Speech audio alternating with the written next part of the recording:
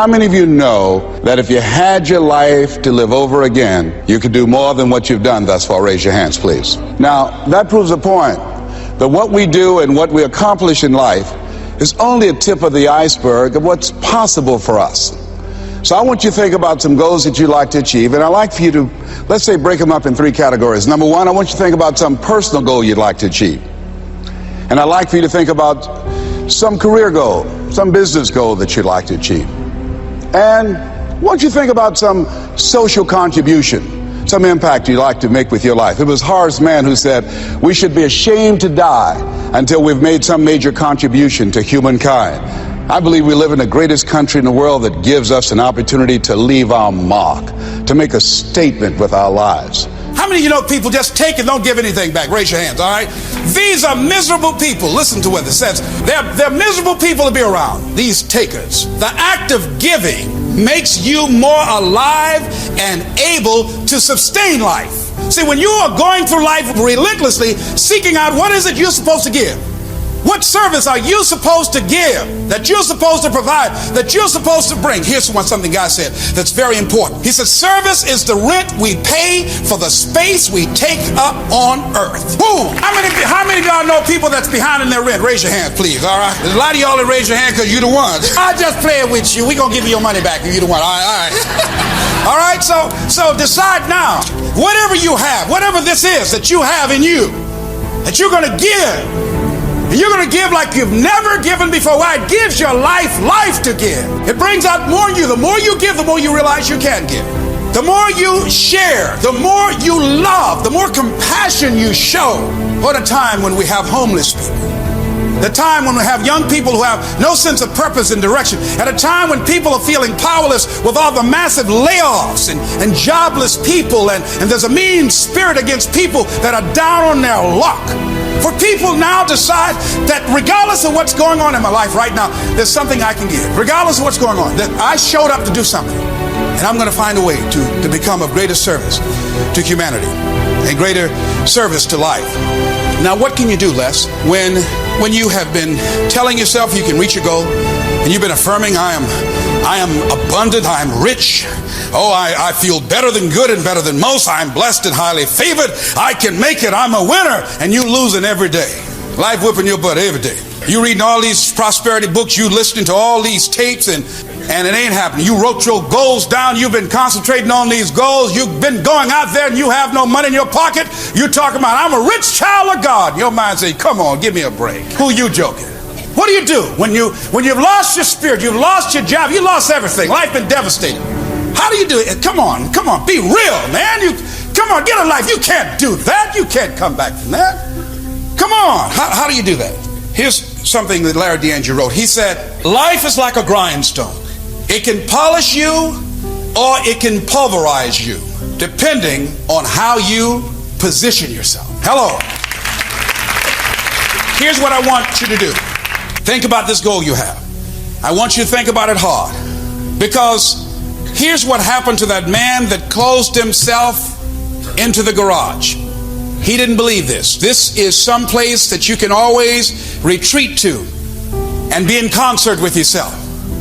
See, when I started working on my goal, just starting 5 years ago, to go into a $210 billion industry, had no training in that industry, never did it, no exposure in that industry, wanting to become nationally known, not a celebrity, not some athlete or actor, no exposure to the market, but I decided here's something I wanted to do that gives my life value and meaning. I love talking to people. I love making people feel good and making them laugh and enjoying themselves.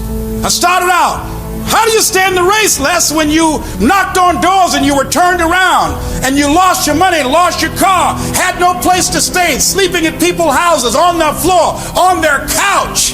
How do you do that? How do you handle the times when you were borrowing money and couldn't pay it back? You felt humiliated. When people you love who didn't believe in you told you you ain't nothing. How'd you fight that inner conversation? How do you keep on coming back again and again? You don't know what has happened to me when your life has been destroyed with drugs or alcohol, or you've lost your business or lost your job or lost your home and you've been completely devastated. How do you come back? How can you tell me that there's a possibility I could come back? Oh, let me tell you something. All I want you to think about whatever you want to do, whatever goal you have, whatever dream you have, it's to reclaim your health. It's to have your own business, to have another job, to earn more money, to have a better life, to travel around the world, to help our children, to make the environment better. Whatever it is, here's what I want you to stand on. This one statement, on this benchmark. Just say to yourself, it's possible.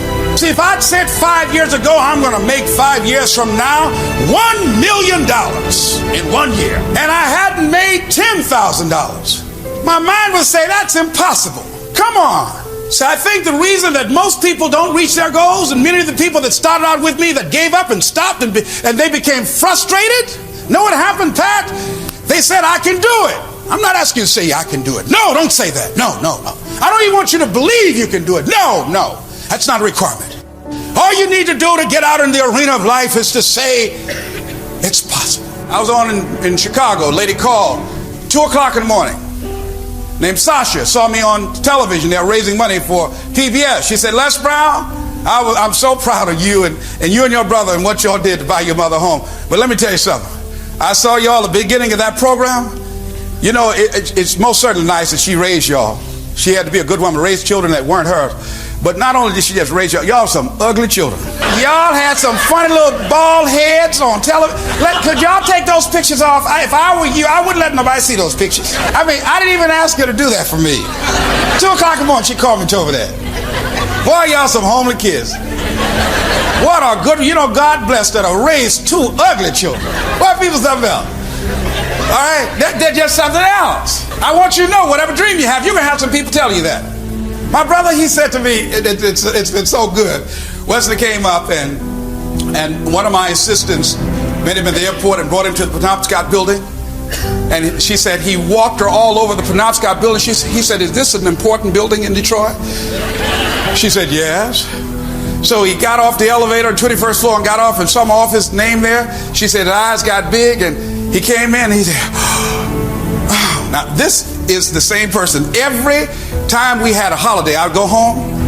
Wesley is the master at talking about you and being a dream buster. I mean, a proud dream buster. And he used to say, what are you doing now on your dream? And the table gets silent. Well, Wesley, this is my year.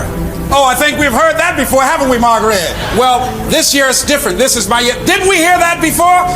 Yes. Wesley, why don't you get you a real job rather than beating your gums together? Mama said, Leslie, you know they still might take you back down at Sears. By this time, I'm turning red, but couldn't nobody see it. Room turning purple now. Smoke coming out my ears and my nose. Now I'm snorting now. Mama, make him leave me alone now. Yeah, Mr. Motivator. Look how much weight he lost, Mama.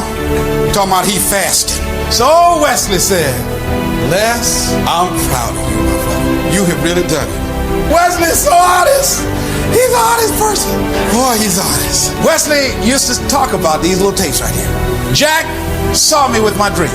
Whatever dream you have, Joseph Campbell talks about the long night of the soul. You're going to have moments of feeling deceived and isolated and persecuted and condemned and powerless.